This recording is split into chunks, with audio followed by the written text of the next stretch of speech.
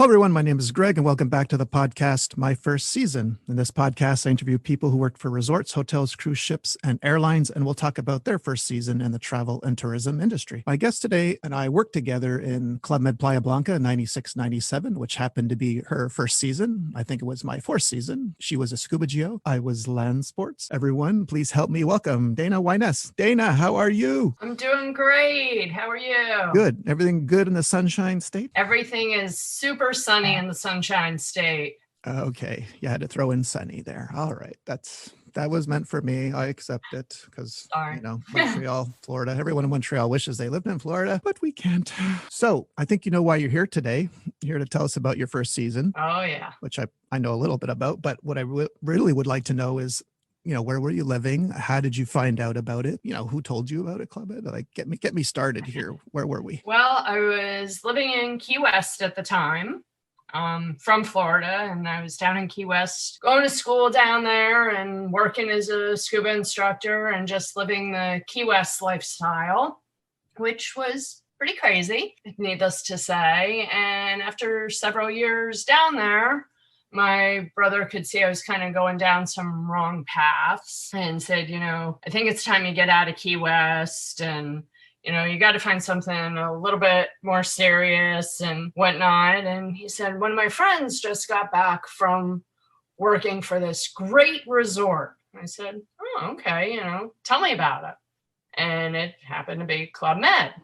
And us living here in Florida, we never knew anything of Club Med. Wasn't advertised here. I didn't know about it. So he just said, hey, look into it. They pay for everything. You get to travel. So I was like, oh, all right, this sounds interesting. I'll give it a whirl. Okay, so, can I interject here one second? What made you decide to become a scuba instructor? Like, what was the first, like you said, I want to try this. Well, I was a scuba instructor in Key West. Yeah, I know, but take me back. Like, what year did you become? I was going to school for diving, for commercial diving. I was in school for the dive industry. Oh, you were in commercial diving? Yes. Okay. Yes, I actually worked as a commercial diver for a couple of years.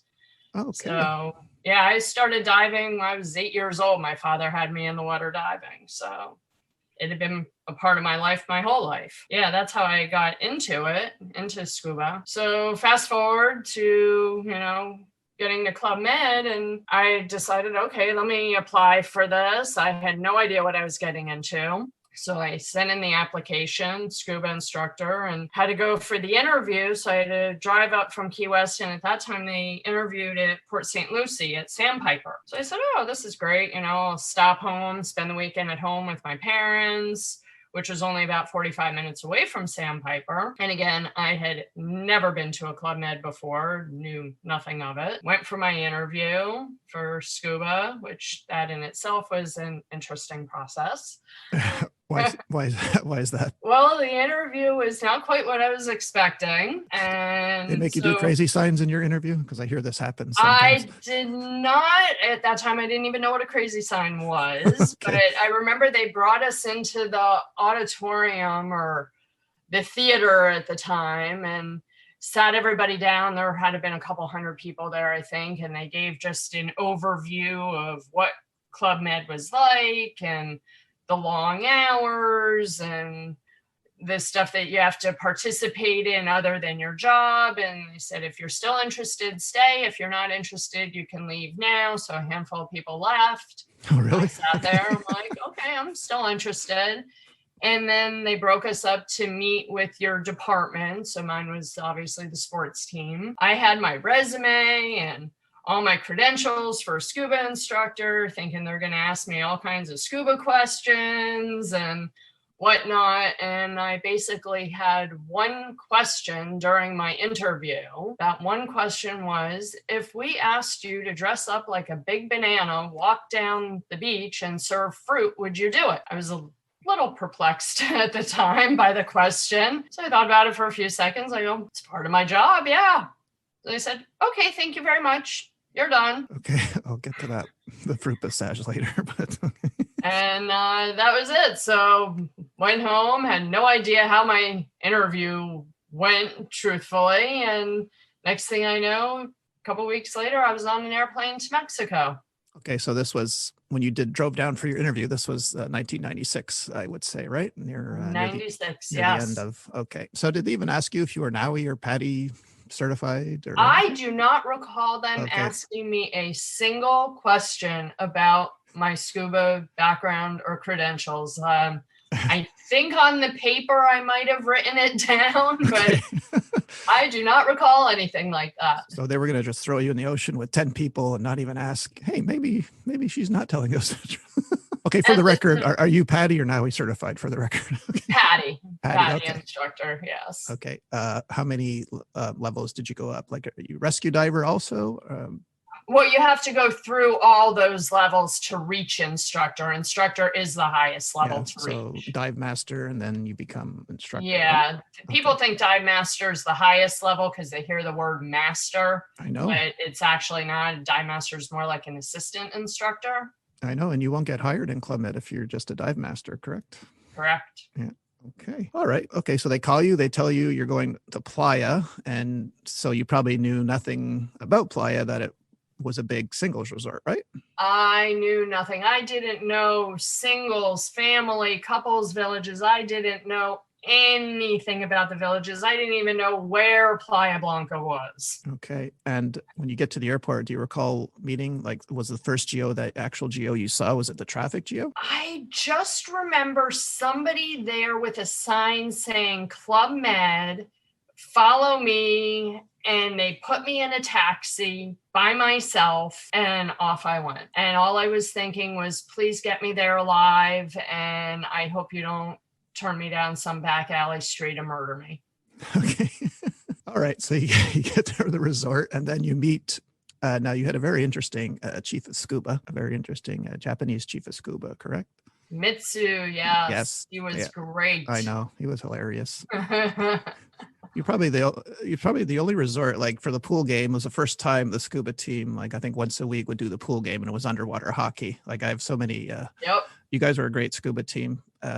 Okay, so how did you feel about, growing up diving in the crystal clear blue azure waters of Florida and then seeing the ocean? I even forget what the ocean was called around Playa, the murkiness. So how did you deal with the visibility? It was a little disappointing at the beginning.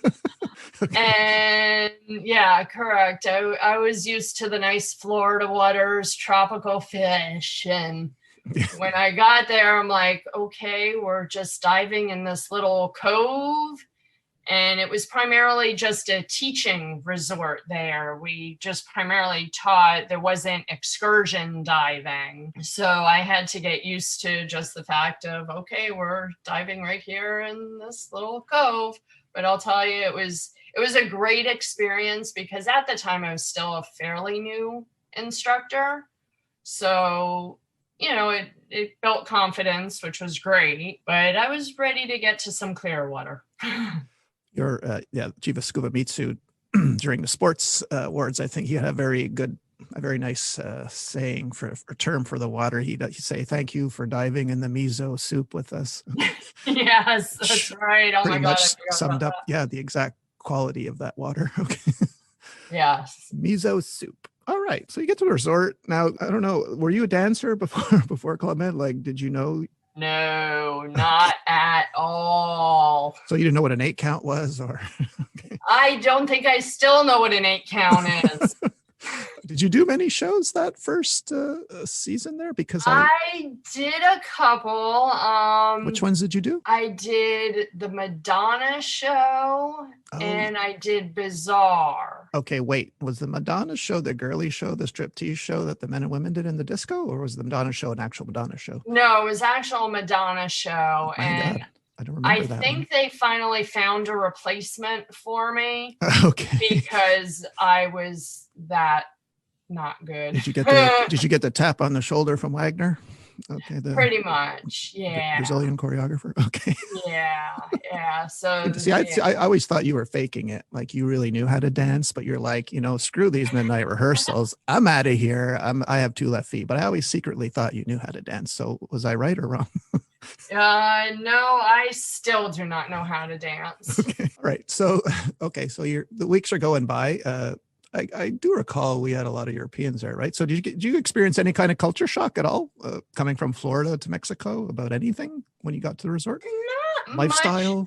not much, because living in Key West, I had, things were very open, very liberal in Key West, and I was used to a lot of tourists and Europeans and that type of lifestyle. I think the hardest thing getting used to is the languages, because so many people spoke so many different languages, and especially the French. That was probably the most difficult that I had to get used to. Yeah, because you had to, when you do a resort course, you have about how many in your group of different nationalities? So that we could have had up to about 10 people in our classes. Okay, you have different languages, and right. Teaching a sport that's pretty, technical and could be Right. dangerous too, right? If you're not listening.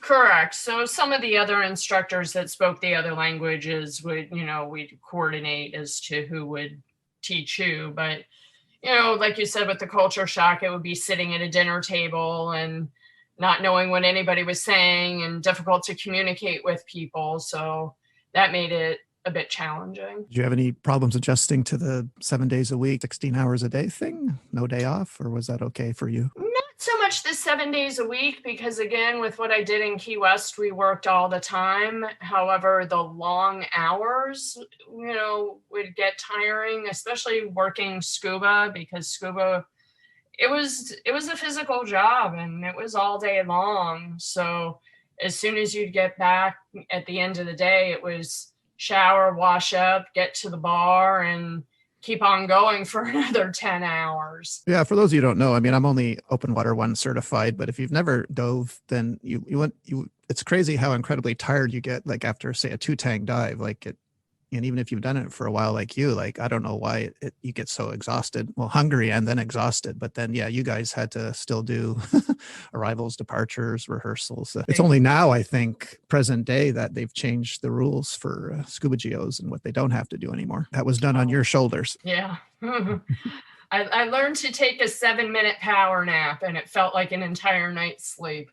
Yeah, see, I remember my first season of Scuba G.O telling me that. I say, hey, what are you doing now, and do something? He goes, no, I'm going to take a 6-minute nap. And I laughed, but he was dead serious. Like, I didn't know you could nap for just that little bit of time. But yes, yeah, indeed. I learned, that is possible. It is. All right. So I guess, being always busy and with scuba, did you learn any new skills there? Did you learn how to rock climb? I mean, or anything, archery? I only rock climbed once. However, what I did learn that I loved was I got pretty involved with the circus team. Oh, yes. And I learned quite a bit of the circus that I loved, and I really enjoyed doing that, which was also a blessing, because once I learned enough of the circus, I was able to get out of the dance shows and participate in the circus shows instead. So okay, that's what I recall now. And you also didn't you do the one on the that really tiny dance floor we had outside the theater? I know I was in that too. They did like kind of a tumbling routine. Were you in that too? Yes. Okay. Yes. Yeah. I did love the circus. I did love getting involved with that and learning all that. That was probably the highlight. It had nothing to do with the chief of circus being incredibly handsome, right? It didn't hurt. Okay. And the fact that he was my partner for double trapeze. Yeah. So it didn't hurt. And voted, best looking at the end of the season. Yeah. I actually thanked him in my speech, because I followed Lulu to Otranto, and when I won best looking, I thanked Vladimir for basically not being there for me to win that award. Nice. It was Vladimir his name, right? The chief of circus? Yes. Yeah. Okay. All right. So other than the dancing and the crazy signs, I guess you liked more than you didn't like, correct? About your first season? Oh, definitely. Because Playa, for me, was, even though it was my fourth season, was still special. Like, it was, to me, it was a very special season. So I don't know if you felt that way from having it your first season, but it was a very good team, I thought. There was a lot of talent on that team. It was, and the people and the bonds that season that were made were just absolutely incredible. And it was my first season. it was probably one of the most special seasons, like you said. And we had a great team, which I continued to do another couple seasons forward with several of the people. And we just had like who? Fantastic times. Who did you go on? Where was your second season, by the way? My second season was Cancun, and then from Cancun, I went to Turks and Caicos. Do you have any funny, like clean, appropriate stories? Like something happened from your first season? I don't know. It could be anything, an interaction with a GM. I mean, but oh gosh, did anything funny? Actually, kind of going back to the question of did I learn any new skills? So one of my closest friends there was Stacy. She was the horseback riding instructor. Oh, yeah. So we had an agreement. I was going to teach her how to scuba and she was going to teach me how to horseback ride. And I told her, I said, I was a little nervous. I didn't get along well with horses. I was more of, the underwater fish person. But she said, no worries. No, I'll take you to the barn. We have this one horse. He's kind of like this little dopey donkey horse. He's real mellow. I'll put you on that horse. None taken. Okay. So I said, okay. So we go, I meet this horse and I'm a little nervous. And she goes, we're just going to walk down the trail. And in Playa, it was kind of like that hillside. Yes. Trail that you'd walk down. Yeah, I'll mention something after about that hill, but go on, please.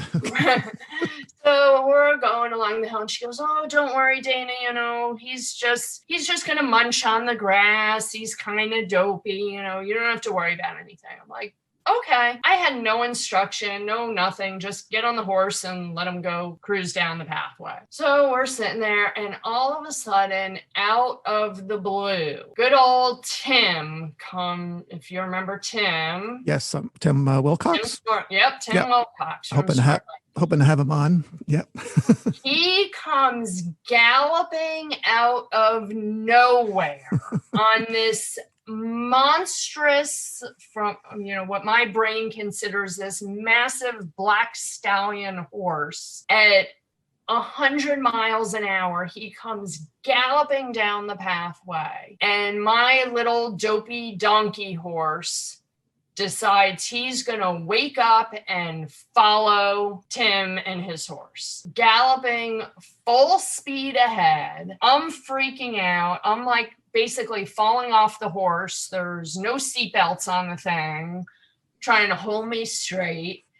Stacy gives me no instruction. I have no idea whether to pull on the reins, kick them, squeeze them. I had no idea what to do. I'm yelling and screaming as my horse starts following him down this pathway, hillside, up, down, and around. And we finally made it, and it like the end of the trail ended at a beach in the water. And Tim's horse goes flying into the water. My dopey donkey horse that flew with me goes into the water. I jumped off the thing, threw the reins up, and I said, Stacy, you figure out how to get this horse back to the club. I'm walking back. And I never got on a horse again after that. Well, in all fairness to your horse, I mean, he looked at Tim's horse and then Tim's beautiful, long, flowing blonde hair, the nice Silver Surfer tattoo on that massive calf. And he went, you know what? I'm going to follow this, see where it goes. So, but yeah. Okay, but at least, nothing broken. Nothing broken, but I did not know whether to laugh or cry. I think I probably did both, but I realized I was definitely not meant to be on a horse. I was meant to be underwater with the fish. Well, my story is not as good as yours, but I don't know. You recall Randy, the GM that came back to work? Yes. Yes. He kept trying to get me to go on a ride. So I go, and we're actually stopped on that same hill you're talking about. And all of a sudden I slid off the horse down the hill because he didn't fasten my saddle properly. Blamed it on me for not knowing how to do it. But anyway, it was hilarious. I love Randy. Yeah. So I want to talk about, a thing that I remember, and I told you about this later, and then we'll get into the other thing later, but I remember you getting stung by a scorpion in Playa, yeah. And you were a tough girl. I thought I was a bit intimidated by you, but you were tough. And I remember you describing it exactly to me. I remember thinking, come on, Dana, it's not that bad. Fast forward to 2005, I get stung by a scorpion in Cancun. And first thing I thought of, oh, Dana was right. Damn it. Yeah, it's really hard to describe. I broke my ankle in 2 places and I didn't make a sound, and I'm not being macho, but that scorpion sting, boy. Yes, indeed. See, karma. It gets in your blood, and then it superheats your blood, and then yeah. It's so you were right. fun. And apparently the smaller the scorpion, the worse it is, apparently. Correct. So, and where were you when you got stung? Was it in your room? Like in my room. In your shoes? No. After about 2 weeks, I decided it was time to clean my room up a little bit. And there was a pair of jeans on my chair, and I shook the jeans a little bit. And like any, 20-something-year-old, you smell the jeans to just make sure they smell okay, whether they go in the laundry or back in the closet. No, you turn them inside out and wear them for another week, no? Yeah, so I smelled them. I'm like, oh, okay, they're clean. And I started folding them. And as soon as I started folding them, I felt a pinch on my finger. And I thought it was a pin or something. I went, ooh, ow. And I shook my hands, and then it fell on the floor. And that was when, like, instantaneously the pain started. And all I'm thinking of was, thank God this thing did not get me on my face when I was smelling my jeans. And then it all went downhill from there after it got me on the finger. Okay. Yeah. And I think I can't remember when we reconnected, if it was for XGO2 in 2008 or XGO3 in 2010 in Cancun. Do you recall when you reached out to me by Facebook? Do you remember? Was it for the second GO reunion or the third? I can't remember if I think it was the first GO reunion. I think it was. No, I didn't go to the first one in Sandpiper, but I did go to 2 and 3. And I remember out of the blue. No. Yeah, I'm trying to think. Maybe it was the first one in Cancun, I think. Okay. Yeah. And we were chatting back and forth. And then at one point I wrote and I said, Dana, I might be crazy. Forgive me, but I think I got the distinct impression you didn't like me in Playa. And you're like, oh no, I didn't like you at all. So you came, you basically confirmed. And of course I still love you and think that's hilarious, but what was it about me? Because I get that a lot, though. People who never really spoke to me just take an instant dislike. So I don't know if it's my face or my demeanor. Because usually, I'm a nice Canadian guy and I like everyone. And I really, you probably didn't know, I was a massive, massive fan of yours. I told you why later. Like the way you did your scuba class, I was on Team Dana all the way, like huge. Yes, thank you. I did find that out later on. I don't know what it was. I guess I really don't know. And I think I even told you that. I'm like, for some reason, and I just don't know why, I just didn't like you. And I really don't know. Maybe I thought it was an arrogant thing. I don't know. But I get that because people said the way you looked, but I could have been more approachable. I liked everyone, I mean, sure, there were people, I guess, that are hard on you, but amongst GOs, no, I liked everyone. I really liked you. I don't know why I didn't. Maybe there was a little bit too, one of my good friends, Nicole, was the masseuse. Oh, yeah. And she used to tell me, all I want is out of my little dungeon down there. And Greg won't let me out of my dungeon. Greg? What does Greg have to do? I was just Landsports. Okay. And I know, but I think for some reason she fell under the sports team. She did? She did. Oh no, I liked Nicole. I even gave her the nickname Goldfinger. Nicole Goldfinger Gluffy. Oh, that's right. Yeah. Oh no, I liked everyone. And she's like, all I want is out of the dungeon, and Greg won't help me get a different room. And I'm like, yeah, I don't like him either. I know. I swear this is news to me. I didn't know I had that power because I felt kind of powerless in that resort.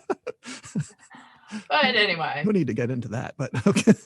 But no, but seriously, were there any employees or managers who stood out to you in a positive way?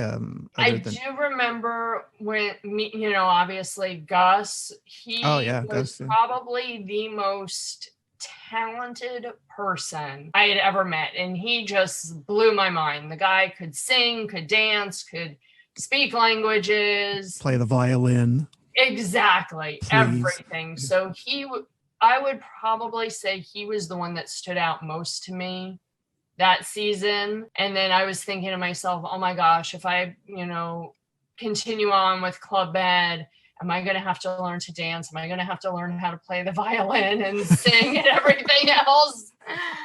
No, none of us really know how to do that. But yeah, Gus was hilarious.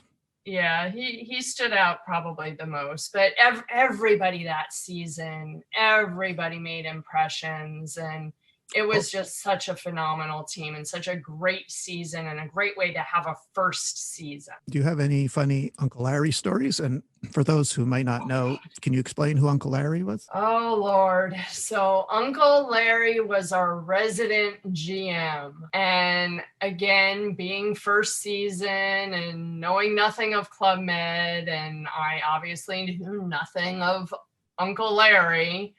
And some of the GOs knew him from past seasons, but he lived at the club. He lived in Playa. He was in Playa for the winter, and then I believe it was Cancun he went to for the summer. Yes. And I do remember just every time you'd turn a corner, he would make you drop to your knees and chug a beer. Okay. And I'd be, going to or from scuba or from lunch to wherever, and you'd turn a corner and there he'd be, and you'd have to drop to your knees and chug a beer. Yeah. I got a kick out of him. Like he was an interesting creature. I got in trouble because of him once, but I also got a kick out of him. Like, the power walk, I was the only GO that started there early, because you know how we artificially boosted the time there. So the 7 o'clock power walk was really 6 a.m. and be no one. And we were made to go to the disco till a certain time. So he'd show up just to cheer me up in a Speedo with cowboy boots, black vest and his bolo tie, and go, let's go. I'm ready. So that was Uncle Larry. Yeah. Yeah. Bless him for that. Rest in peace, Uncle Larry. Oh, wow. What a season. Yes. You came on the picnic though, didn't you? A couple of times. Oh, I did the picnic quite often. I loved doing the picnic. Yeah. Tim had a pretty good the way he did it. I never understood Casey at the bat. I'm going to ask him about that. Hopefully if he comes on, like he, at one point when we were eating, I don't know if you recall, he'd read Casey at the bat, that poem. Do you remember that? Vaguely. Yeah. I was a little intoxicated most of the the picnic. So memory might not be so sharp. Okay. Oh no, he had all the games down pat, and the whole tastes great, less filling, but the Casey at the bat always threw me for a loop why he read that while we were eating. But no, the picnic was great. It was great fun. It was. I love doing the picnics. I recall meeting 2 celebrities there, but did you meet any celebrities or someone that you recognized? In Playa? Yeah, in Playa. I don't remember meeting celebrities in Playa. Did we? Did we have anyone there? I did. Yeah.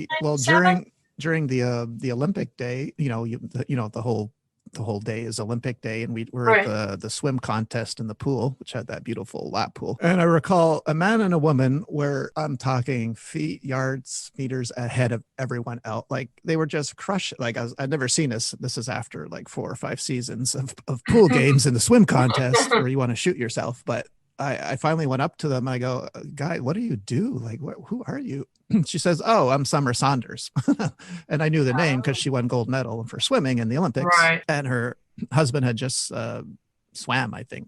So 96, right, was Atlanta. So I think her husband then had just swam in the Atlanta Olympics. So, yeah, other than those 2, I was just curious if someone else came by. I didn't know. Not in Playa. Not that I remember in Playa. I met a couple other celebrities later on at other villages. Like who? My favorite for me, especially being a diver, was in Turks and Caicos. I had met Umberto Pellizzari, who at the time was the world champion free diver, and he was there with his training team and with Jacques Mayol. Jacques Mayol was there? Jacques Mayol, and for people who don't know, Jacques Mayol was the one who pioneered free diving, and the movie Big Blue was made after. Love that movie. So that was probably my highlight when I was in Turks and Caicos. And then We also had Antonio Sabato Jr. there. Oh, wait. So were you there with Michele? Yes. Yeah. Well, Michele Yes. told me a very funny story about, because Michele's from Italy. He met Antonio Sabato Jr. not knowing who he was, and but he was happy to meet Antonio Sabato was happy to meet a guy from Italy, spoke Italian, so they'd hung out and work out together. Right. And he would always, when Michele would ask him what he'd do, he'd say, "Oh," he would always be, he would never say what he did. And I think Antonio liked that because no one was fawning over him. But, every now and then during a workout, girls were coming up to Antonio, not Michele, also in shape, asking to take photos. And finally, he couldn't take it anymore. He goes, "What the hell do you do?" So then he told him he was an actor. Yeah. I wasn't as impressed by him as I was with Umberto and Jacques Mayol. They were from my realm of everything. So Yes. It was great having them on the boat and training with us. And well, I did a season with Umberto in '99 in Martinique. So it helps. I guess it helps also. He's very good looking too, but as a free diver. But yeah. Yeah, crazy story. My nephew has been free diving in Egypt for like 2 years now. He made the Canadian team. So wow, full circle moment. That's awesome. Okay, so did you request? No, wait, let's go back to Playa, because what I liked about, there's something special about being in a resort where you open and close it, right? Did you feel that like there's such a satisfaction when the last GMs leave and it was, and you're just on your own, you're with each other, and correct, yeah, it is right, yeah. It was, and it was the hardest part though was leaving. It was one thing, different villages and the changeover season. There's still GMs there and other GOs, and it's just kind of a changeover. But at the end of that season, it was really sad because one by one, everybody was leaving and, everything just dwindled down, and it was really sad leaving. But on the other hand, we were happy because it was like, okay, I'm going to see you in the next village and, we're going to reconnect soon. But it was really nice being there on your own, no GMs, and just enjoying each other. No, yeah, I'd have to say that is correct. Do you recall the earthquake we had there? Because that's the only time in my life where I've actually felt an earthquake. Do you remember that? I do not remember that. Oh, okay. Yeah, maybe I was underwater. Okay.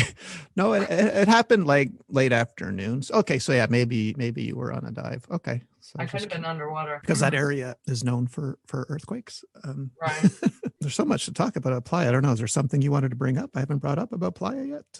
Oh, gosh. Covered the picnic, the shows, the crazy signs.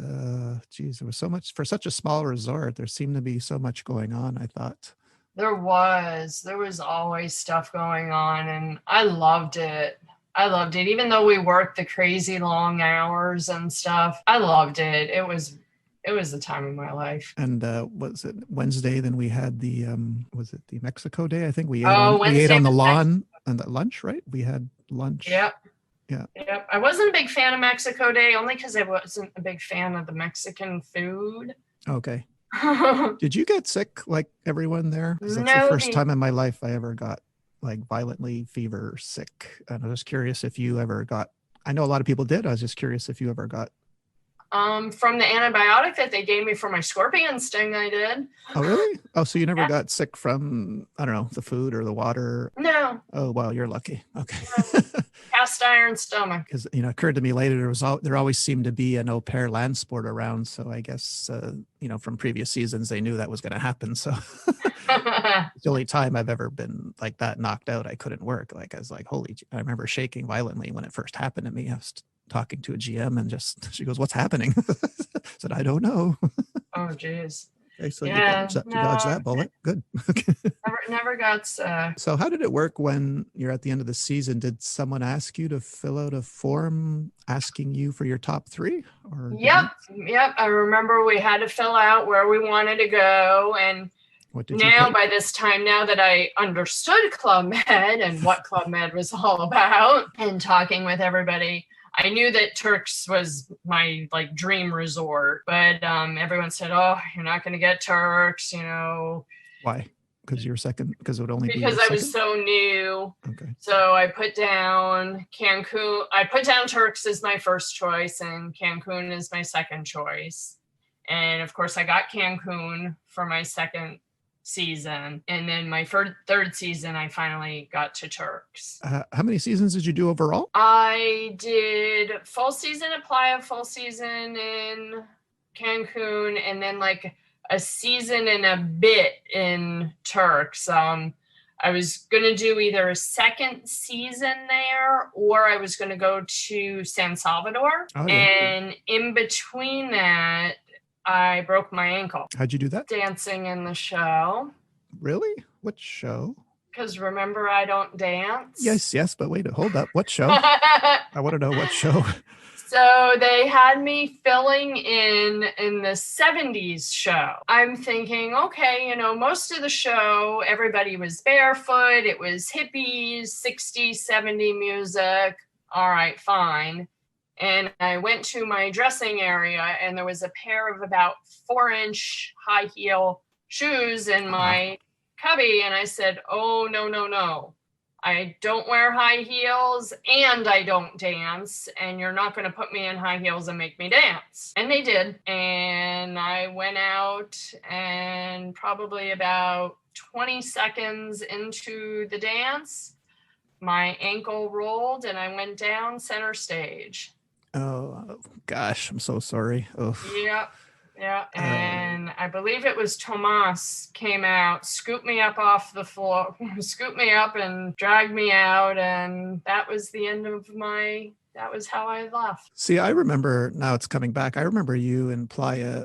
There was a GM there that was pretty good at gymnastics. He was showing you stuff. So you never didn't break your ankle doing a backflip or round off or anything. You break it during the 70s show. Correct. Yeah, I wore those shoes, and being 6'2", they really got me off the ground, and I was always terrified of that. But yeah, I could definitely see that happening because you're locked into those things. Oh yeah. And oh boy. Yeah. And that was the one thing I told the choreographers: I don't dance and I don't wear high heels.